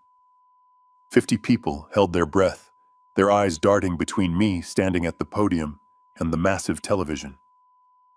Brandon smiled nervously, adjusting his tie, clearly expecting a photo montage of family memories, or perhaps an architectural flyover of the new estate. He was wrong. The first slide appeared with digital clarity. It was the Instagram photo. The one Stephanie had deleted, but not before I had saved it forever. There they were, blown up to 60 inches of high-definition betrayal. Stephanie holding her champagne glass, her mouth open in a laugh that looked grotesque, frozen in time. Brandon leaning over the balcony, the bottle of Dom Perignon cradled in his arm like a newborn baby. But I had added something to the image. In bright red text overlaid across the bottom were the metadata details I had extracted. Date, November 14th. Time 2:15 p.m. Location, Lakeview Estate balcony. A collective gasp ripped through the room. It started near the front and rolled backward like a wave. Everyone knew what that time meant. Everyone knew where I was at 2:15 on November 14th. I leaned into the microphone, my voice calm, almost conversational. While I was throwing the first handful of dirt onto my wife's casket in the freezing rain, my children were 15 miles away, toasting to their new fortune. I looked at Stephanie. All the color had drained from her face. Her hands flew to her mouth, but she couldn't stop the small, strangled noise that escaped her throat. She looked around the room, seeing the shock and disgust registering on the faces of her followers, her friends, the people she tried so hard to impress. The facade of the grieving, devoted daughter shattered instantly, leaving behind only the ugly reality of her greed. This is what they call mourning in the Caldwell household. I continued, my eyes hard. Champagne and real estate shopping while the body is still warm. Brandon stepped forward, his hands raised in a placating gesture, sweat instantly beading on his forehead. "Dad, wait, you don't understand. That was from months ago. That is an old photo." I didn't argue. I just pressed the button on the remote. The screen changed. Slide 2. It wasn't a photo. It was a spreadsheet, a bank statement. But it wasn't just any statement. It was a forensic reconstruction of Jason's financial ruin. The numbers were stark black against a white background, with the negative balances highlighted in crimson. Trading account balance negative $512,000. Below that, I had scanned and enlarged the handwritten promissory notes Jason had signed. The terms were predatory. The interest rates were illegal. And the names at the bottom were not banks. They were street names. I looked at the group of large men standing by the patio doors. They weren't drinking their champagne anymore. They were staring at the screen, and then they were staring at Jason. Their eyes narrowed. They realized in that split second that Jason wasn't a wealthy investor waiting for a trust fund payout. He was a gambler who had lost everything, including the money he owed them. "These gentlemen in the back," I said, gesturing to the sharks with the remote. "My son-in-law told me you were his investment partners. But looking at these notes, it seems you are actually his owners." Jason made a sound like a dying animal. He slumped against the wall, his legs giving out. He looked at the men, pleading silently with his eyes, but they didn't look back. They were already calculating how to cut their losses, and Jason looked terrified that the cost would be physical. "He borrowed $100,000 from you to put a deposit on a house he couldn't afford," I explained to the room. "He told you he was good for it. He told you the trust would cover it. He lied." The room was buzzing now. The polite veneer of the party had evaporated. Guests were whispering frantically, pulling out their phones to record the disaster. Mr. Sterling, Brandon's boss, looked confused, his tan face frowning as he tried to make sense of the chaos. I pressed the button again. Slide 3. This was the kill shot. It was the email chain from Brandon's work account. I had highlighted the most damning sections in yellow. From Brandon Caldwell to Regional Director. Subject: distressed asset liquidation, Lakeview. "I have found a buyer for the toxic asset at Lakeview. It is a family trust. The executor is elderly and compliant. We can offload the property at full asking price plus a 20% premium and wipe the foreclosure debt off our books. The inspection reports regarding the foundation, cracks, and black mold have been buried in the appendix. He won't read them." I let the words hang there on the screen. The silence in the room was absolute. It was the silence of a bomb having detonated right before the shockwave hits. Mr. Sterling stepped closer to the screen, squinting. He read the words. He read his own employee bragging about defrauding a client who happened to be his own father. I turned to Brandon. He was shaking his head, his mouth opening and closing like a fish out of water. "Dad, no, that is taken out of context. That is a joke. It is industry talk." I spoke into the microphone and my voice thundered. It wasn't an old man's voice. It was the voice of the man who had audited Fortune 500 companies and sent CEOs to federal prison. "You think I am a senile old man, Brandon. You think because I walk slow and grieve my wife, my brain has turned to mush. You think you could switch my blood pressure pills for vitamins, and I wouldn't notice." A gasp went through the room at the mention of the pills. "I am a forensic auditor with 40 years of experience," I roared. "I have spent my life hunting liars, thieves, and frauds. I can smell a scheme like this from a mile away. I smelled it the moment you walked into my house with mud on your shoes and a crowbar in your hand." I pointed the remote at him like a weapon. "You didn't just try to steal my money. You tried to sell me a rotting house to save your own career. You tried to use your mother's legacy to cover up your own incompetence." Brandon's face turned a violent shade of purple. The humiliation was total. His boss was watching. His friends were watching. His carefully constructed world of lies was disintegrating on a 60-inch screen. He snapped. He let out a guttural roar of rage and lunged at me. He didn't look like my son anymore. He looked like a cornered beast. "Turn it off!" he screamed, his hands reaching for the microphone for the remote for my throat. "You are ruining everything." But he never reached me. Arthur Whitman had prepared for this. Two men in dark suits who had been standing quietly by the wall moved with terrifying speed. They intercepted Brandon 2 feet from the podium. One of them grabbed his arm and twisted it behind his back, forcing him down to his knees. Brandon cried out in pain and shock, his face pressed against the hardwood floor he had hoped to inherit. Tiffany shrieked a high, piercing sound that shattered the last remnants of civility. "Turn it off!" she screamed, grabbing a bottle of champagne and throwing it at the television. It missed, shattering against the stone fireplace, spraying glass and expensive foam over the front row of guests. "He is lying. He is crazy. He hacked our computers. This is illegal." I didn't flinch. I stood over my son, who was pinned to the ground, and looked at the crowd. "I am not crazy," I said, my voice dropping to a deadly calm. "I am just disappointed. And I am finished." I dropped the remote onto the podium. The screen remained frozen on the email, the yellow highlighted text burning into everyone's retinas. "The executor is elderly and compliant." I looked at Arthur Whitman. He nodded. He opened the blue folder on the table. The show was over. Now it was time for the verdict. I stood at the podium, the microphone still humming with the echo of my accusation. The room was frozen in a tableau of shock. Brandon was on his knees, pinned by the security guards, his face a mask of disbelief and pain. Stephanie was sobbing quietly, her mascara running in black rivers down her cheeks, ruining the makeup she had spent hours perfecting. Jason was pressed against the wall, shrinking away from the men in suits, who were now watching him with the predatory focus of wolves spotting a wounded deer.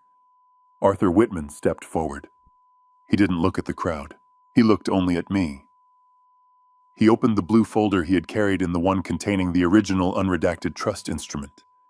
He placed it gently on the podium, right over the remote control I had discarded. There was one final document to sign. I reached down and picked up the gold-plated pen Brandon had tried to force into my hand earlier. It felt heavy, ostentatious, a tool, designed for vanity, not for business. I held it up to the light, letting the gold glint for a moment, letting them think, just for a fraction of a second, that maybe I was bluffing. Maybe I was just an angry old man making a scene before surrendering. Brandon lifted his head, a flicker of desperate hope igniting in his eyes. "Dad," he wheezed, struggling against the guard's grip. "Dad, please, just sign it. We can fix this. We can explain. Just sign the release." I looked at him. I looked at the contract for the Lakeview estate that was still sitting on the table, the fraudulent paperwork he had prepared to steal his mother's legacy. I moved the pen toward the paper. Brandon let out a breath. Stephanie stopped crying and leaned forward. Then, with a sudden, violent motion, I stabbed the pen through the center of the contract. The nib tore through the thick paper and scratched deep into the wood of the podium. The sound was sharp and final. I ripped the pen sideways, tearing the document in half. Then I grabbed the pieces with my hands and shredded them. Once, twice, 3 times. I let the confetti of their dreams rain down onto Brandon's head. "I am not signing your release, Brandon," I said, my voice steady and cold. "I am signing something else entirely."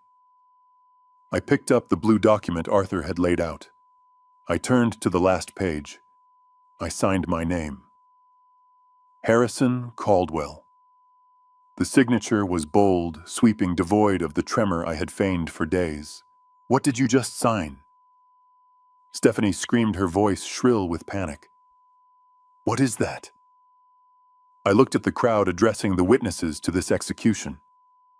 "My wife Catherine knew you better than you know yourselves," I said. 6 months ago, she added a clause to her trust. It is called the Supreme Guardian Clause. It gave me the sole unilateral power to determine if her beneficiaries were morally and financially fit to inherit. I paused, letting the legal weight of those words sink in. If I determined you were not fit, I had the power to redirect the entire corpus of the trust, every single cent. Jason slid down the wall, hitting the floor with a thud. He knew what was coming. "Tonight you proved her right," I continued. "You broke into my home. You tried to defraud me. You poisoned me with fake medicine. You leveraged your own mother's death for a real estate commission." I pointed a finger at Brandon. "You are not fit. I pointed at Stephanie. You are not fit. And you, I said, looking at Jason, you are a liability. I turned back to the microphone. Therefore, as the supreme guardian of the Catherine Caldwell Trust, I have made a decision. At 5 o'clock this afternoon, while you were dressing up for this party, while you were putting on your jewels and drinking my wine, I authorized a wire transfer. Brandon struggled, his face turning a mottled red. Transfer. Transfer to where? That is my money. You can't move it. It is already gone, son, I said softly. The wire cleared at 5:30. The account balance is 0. Stephanie shrieked. 0! Where is it? Where is the $1 million? I smiled. It was a cold, hard smile. I donated it, I said. Every penny. The entire $1 million has been gifted to the Catherine Caldwell Legal Aid Fund. It is a new nonprofit dedicated to providing legal defense for elderly people who are being financially abused by their own families. The irony hit them like a physical blow. Their inheritance would now be used to fight people exactly like them. No, Brandon roared a sound of pure animalistic agony. You crazy old bat. You burned it. You burned $1 million. I didn't burn it, I corrected him. I planted it. It will grow into something good, something you never would have created. But I wasn't done. I had one more bomb to drop, one more lesson to teach. I looked around the room at the expensive furniture, the high ceilings, the home I had built with Catherine. And there is one last piece of business, I said. I reached into my pocket and pulled out a set of keys. My house keys. This house, I said, holding them up. You thought you could sell it. You told me to find a small apartment. You told me I was a burden. Well, you don't have to worry about the house anymore. Because I sold it. Stephanie's jaw dropped. You what? I sold it this afternoon, I said. To a cash buyer. A developer who wants the land. I signed the closing documents at 4:30. It was an expedited sale. As is. Immediate possession. I checked my watch. Technically, this house belongs to him now. But I negotiated a grace period. The new owner is coming with his crew at 8 a.m. tomorrow morning to change the locks and begin the demolition. The room erupted. Guests began to scramble, realizing they were partying in a house that was essentially condemned. 8 a.m. I repeated, my voice cutting through the noise. That gives you exactly 12 hours. 12 hours to get your clothes, your bags, and your rented luxury goods out of here. Whatever is left at 8:01 goes into the dumpster. Brandon stopped struggling. He went limp in the guard's arms. The reality of his situation was crashing down on him. No money, no house, no commission. And then his pocket started to vibrate. It was his phone. In the silence of his defeat, the ringtone was obnoxiously loud. It was a generic, upbeat melody that sounded grotesque in the current atmosphere. Answer it, Brandon, I said. It might be important. The guard released one of his arms. Brandon reached into his pocket with a trembling hand and pulled out the phone. He looked at the screen. His face went white. It is HR, he whispered. Why is HR calling me at 9 on a Friday? I looked at Mr. Sterling, who was standing near the fireplace, his face a mask of fury. He was holding his own phone, having just ended a call. He looked at Brandon with disgust. Because I just fired you, Brandon, Sterling barked across the room. Brandon flinched. What? Sir, I saw the emails, Sterling shouted. Your father sent them to me. You tried to sell a toxic asset to a family trust. You tried to defraud the firm. You are done. Legal is drafting the termination letter now. Don't bother coming in to clear your desk.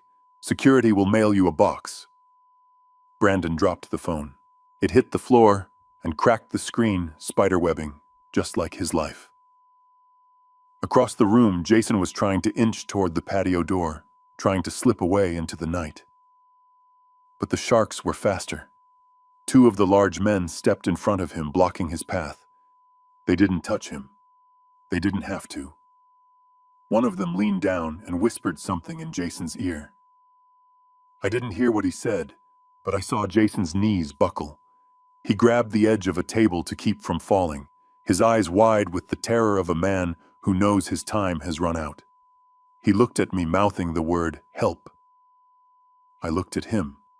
I looked at the man who had gambled away my daughter's security and tried to pay for it with my blood. I didn't blink. I didn't nod. I just looked away. Stephanie was on the floor now, surrounded by her shopping bags, weeping into the cashmere shawl she had bought hours ago. She was muttering about where she would go, about how she couldn't be homeless, about what her followers would think. It was a scene of total, absolute devastation, and I had orchestrated every second of it. I stepped down from the podium. The crowd parted for me instantly, creating a wide berth. They looked at me with fear. They looked at me with awe. They realized that the old man in the cheap funeral suit was the most dangerous person in the room. I walked past Brandon. He was staring at the floor, broken. "Dad," he whispered. "Dad, please." I didn't stop. I walked past Stephanie. She reached out a hand to grab my pant leg. "Daddy, wait," she sobbed. I stepped out of her reach. I walked to the front door. The air outside was cold and clean. The rain had stopped. I stepped onto the porch and took a deep breath. Behind me, the house was dissolving into chaos. I could hear shouting, crying, the sound of breaking glass. I walked down the steps and onto the driveway. A taxi was waiting for me at the curb, its yellow light glowing in the darkness. I had called it 10 minutes ago. I opened the door and slid into the back seat. "Where to, pal?" the driver asked, eyeing my suit in the rearview mirror. "The airport," I said. I didn't look back at the house. I didn't look back at the ruin of my family. I looked forward at the road stretching out under the streetlights. I had buried my wife on Tuesday. On Friday, I had buried my children. It was a heavy week. But as the car pulled away, leaving the nightmare behind, I felt lighter than I had in years. The audit was closed. The books were balanced. And for the first time in a long time, the numbers finally added up. The morning sun broke over the horizon at exactly 6:58, casting a pale, unforgiving light onto the street I used to call home. I sat in the back of the yellow taxi, my suitcase resting on the seat beside me. I had spent the night at a hotel near the airport, sleeping the deep, dreamless sleep of a man who has finally set down a heavy load. But I couldn't leave, not yet. I needed to see it. I needed to witness the final act of the play I had written. "Driver," I said, leaning forward, "take me by Elm Street before we hit the highway." He grunted an affirmation and turned the wheel. As we turned onto the familiar block, I saw them. It was 8 a.m. on the dot. The scene in front of my old house looked like the aftermath of a natural disaster, if that disaster was caused entirely by hubris. The front lawn, usually pristine, was littered with the debris of a hasty eviction. There were suitcases thrown haphazardly onto the grass. Louis Vuitton trunks sat in the mud. Garment bags lay in heaps like fallen soldiers. And there were my children. They were sitting on the curb, huddled together against the morning chill. They looked nothing like the masters of the universe they had pretended to be the night before. Stephanie was wrapped in her cashmere shawl, but it was stained with wine and dirt. Her makeup was smeared across her face in dark, raccoon-like streaks. She wasn't wearing her heels anymore. She was barefoot, her toes curled against the cold asphalt. Brandon sat next to her, his head in his hands. His expensive suit was wrinkled and unbuttoned. He looked smaller than I had ever seen him, a deflated balloon of a man. The Porsche was gone. I assumed the leasing company or the creditors had come for it in the dark hours of the morning, dragging it away while he watched helplessly. Jason was nowhere to be seen. He had likely run the moment the sun came up, trying to put distance between himself and the debts he couldn't pay. A large white van was parked in the driveway. Two men in coveralls were changing the locks on the front door. The new owner didn't waste time. I told the driver to stop. The car idled at the curb, the engine purring softly. I pressed the button and lowered the window. The mechanical whir was the only sound in the quiet morning. Stephanie looked up. When she saw me, her face crumpled. She scrambled to her feet, stumbling a little, and ran toward the car. She looked desperate, pathetic, a child who had broken a vase and was terrified of the punishment. "Daddy," she wailed, grabbing the door handle. "Daddy, please. You can't leave us here. We have nowhere to go. They locked us out. They threw our bags on the lawn." I looked at her. I looked at the house. I looked at Brandon, who had lifted his head but couldn't meet my eyes. He just stared at his shoes, shame radiating off him in waves. "Daddy," Stephanie sobbed, pressing her face close to the open window. "We are sorry." "Okay. We messed up. We know we were wrong. But please, just help us this one last time. We don't have cash for a hotel. Our cards are declined. Just give us a little something to get by. Just until we sort this out. Please." She still didn't get it. She thought this was a negotiation. She thought she could cry her way back into the bank vault.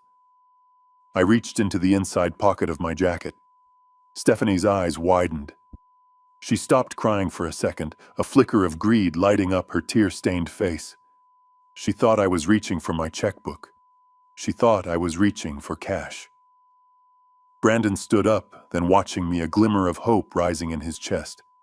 He took a step toward the car, thinking that the old man had cracked, that the fatherly instinct to protect had overridden the auditor's instinct to punish. I pulled out a thick white envelope. It was sealed. Stephanie reached for it, her fingers grasping. I handed it to her. "Here," I said softly. "This is for you, and for Brandon." She tore it open, her hands shaking.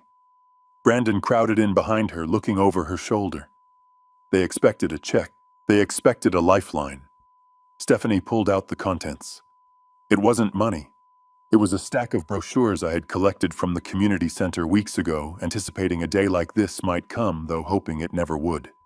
The top brochure was glossy and blue. It read, "Pathways to Employment, Local Job Placement Services."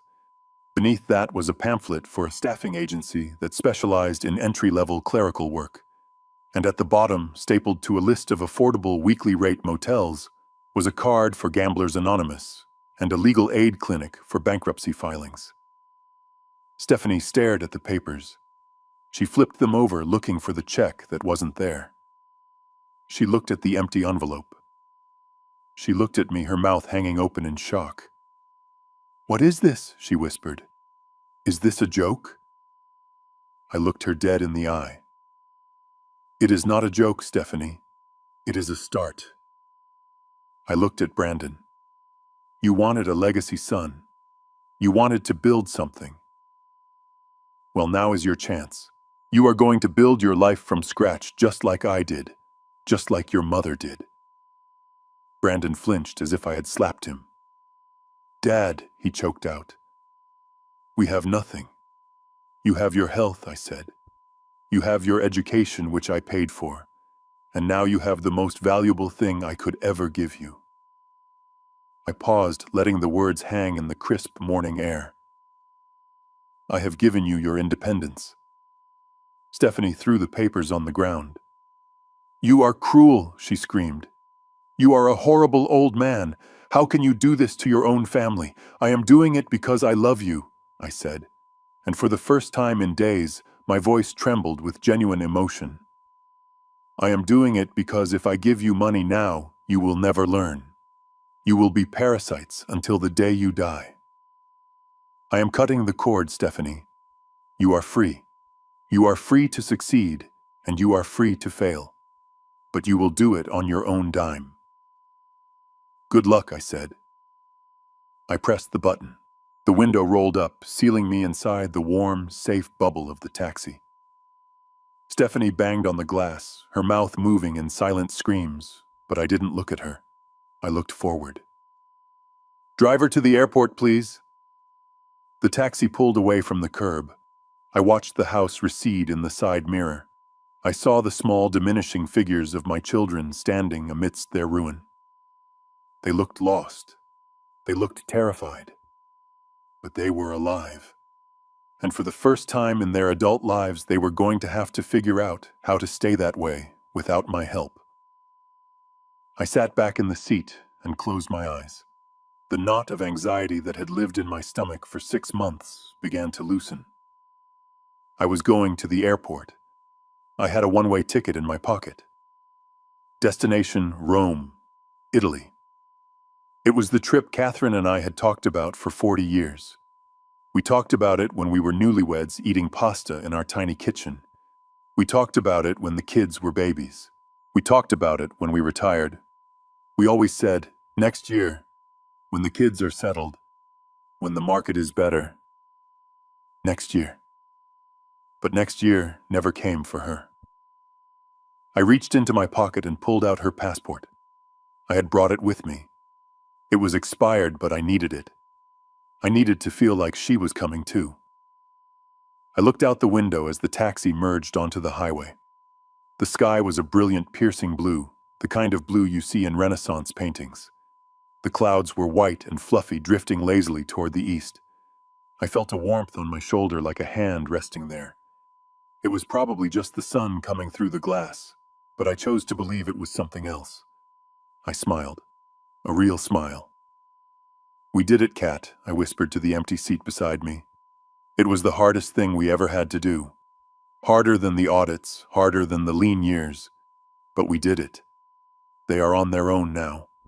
They will hate us for a while, maybe for a long time. But maybe, just maybe one day, they will wake up in a small apartment they paid for with their own money, eating food they bought with their own wages, and they will understand. And if they don't, well, that is not our account to balance anymore." I patted the passport in my pocket.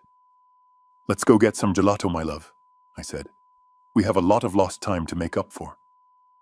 The taxi sped up, carrying me away from the wreckage of my past and toward the horizon. I was 70 years old. I was alone. But as I watched the planes taking off in the distance, climbing higher and higher into the blue, I realized I had never felt more free. The audit was over. The books were closed, and the rest of the ledger was mine to write. This journey taught me that money does not create character. It only reveals it. For years, Catherine and I thought we were helping our children by shielding them from struggle, but we were actually robbing them of their independence. True love is not about giving your children everything they want. Sometimes it is about having the courage to say no to save them from themselves.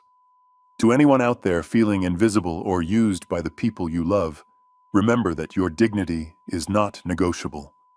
You are not a burden, and your life is not over. You have the power to rewrite your ending, even if it means turning the page on the people who refuse to respect you. If this story resonated with you, please hit the like button to support the channel.